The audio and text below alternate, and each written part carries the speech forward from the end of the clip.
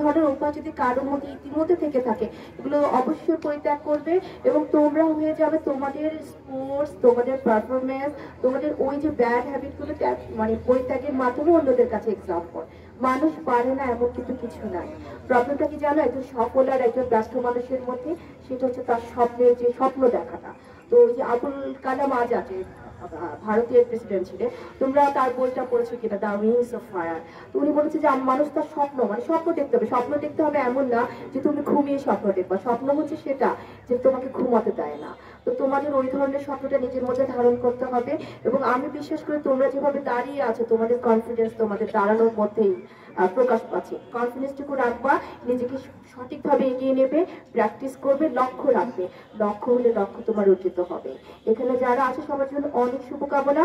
সাংবাদিক বৃন্দ আমাদের এই ছুটির দিনে বিভিন্ন সময় আপনারা আমাদের নিউজগুলো কভার করেন, আমার সাথে অনেকে শেয়ারও করেন। আমি দেখি যে জাতীয় অনেক টেলিভিশন চ্যানেলও যায়। এটাও কিন্তু আপনার জেলাকে আপনার একটা প্রেজেন্টেশন যে রাজবাড়িতে যে আজকে একটা প্রোগ্রাম হলো শহীদ সাগরকে নিয়ে যে আমাদের একটা আয়োজন, আপনাদের এই যে ন্যাশনাল টেলিভিশনগুলোতে ছোট ছোট আসে, যাই আসুক, এটা অনেক বড় একটা জিনিস। এটা আপনারা কন্টিনিউ করবেন। আমাদের মানে নিজ জেলার পাশাপাশিও যেন জাতীয় টেলিভিশনগুলোতে আপনাদের সেই কন্টেন্টটাকে সেভাবে তৈরি করবেন, এটা আমার আপনাদের কাছে অনুরোধ থাকবে।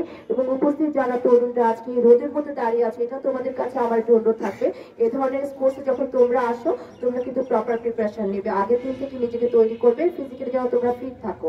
আজকে কিন্তু বেশ রোদ, সুতরাং কেউ যেন অসুস্থ না হয়, তারপর যেটা বলে ইনজুরি যেন কারো না হয়। আমরা খেলবো কিন্তু খেলা মানে হচ্ছে যে আক্রমণাত্মক না, আমাকে জিততে হবে, তবে সেটা অবশ্যই ডিসেন্ট সুন্দর ম্যানারের মধ্যে। আমি কালকেই দেখছিলাম যে কোন একজন ইন্টারন্যাশনাল প্লেয়ার, আমি মনে করতে পারছি না, যে উনি হচ্ছে আরেকজনের জুতোর ফিতে মানে কাউন্টার যে দলটা তার জুতার ফিতে খুলে গেছে, সে দাঁড়িয়ে ওখানে তার ফিতাটা বেঁধে নিচ্ছে।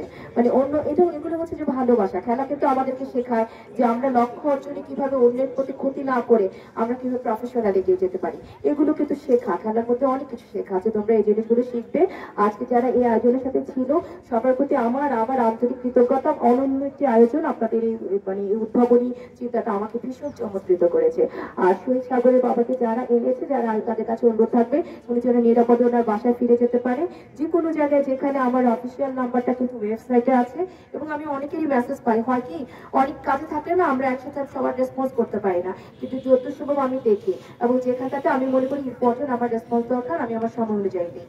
তো আমাদের দুয়া সবসময় খোলা। এই যে শহীদ পরিবার তারা কিন্তু আমাদের অবশ্যই স্পেশাল কেয়ারে আছে। আমি সবসময় বলেছি আপনাকে, আমরা অ্যাট এ টাইম শহীদ গণির যে পরিবার আমরা তাকেও অলরেডি কিন্তু ওনার যে শহীদ সাগরের যে কবরস্থান চারপাশের বাউন্ডারিটা নিয়ে আমরা কিন্তু জেলা পরিষদের বরাদ্দে কাজ করছি। এটা প্রসেসিং, ঠিকাদার কাজটা পেয়ে গেলে কিন্তু তার কবরস্থানের 4-5টা বাউন্ডারি হবে। আমি যে তিনজনীও না, আমার শহীদ আছে কালুখালীতে আছে, বালিয়াকান্দিতে আছে, সদর, তাদের কিন্তু বলা যে সরকারের যে উন্নয়ন প্রকল্প যেখানে হবে প্রতিটা প্রকল্পে কিছু না কিছু আমাদের এই 3টি শহীদ পরিবারের জন্য প্রায়োরিটি বেসে যেন উদ্যোগ নেওয়া হয়। আর আহতদের জন্য তো আমাদের সহযোগিতা সবসময় অব্যাহত আছে। এবং শহীদ গণির পরিবার ওনার ওয়াইফ আমার সাথে দেখা করে বলেছে যে তার বাসাটা আসলে ইনকমপ্লিট, খুবই ইনসিকিউর কন্ডিশনে উনি অবস্থান করছে, সেদিকটাও আমার নজর আছে। আমাদের ভালোবাসা আপনাদের জন্য সবসময় আছে। যে তারা করেছে যাতে তো সেটা আসলে ঋণ শোধ করতে পারবে না। তো জেলা প্রশাসন এবং পুরো রাজবাসী সব পুরো বাংলাদেশবাসী আপনাদের সাথে আছে, আপনারা আমাদের পাশেই আছেন। যে কোনো প্রয়োজনে আমাদেরকে কল করবেন, আমাদের সাথে অফিসে চলে আসবেন, আমরা আপনাদের সাথে সাক্ষাতে প্রস্তুত, আপনাদের কথা শুনতে প্রস্তুত। সবাই দোয়া করবেন আমরা যেন আমাদের উপর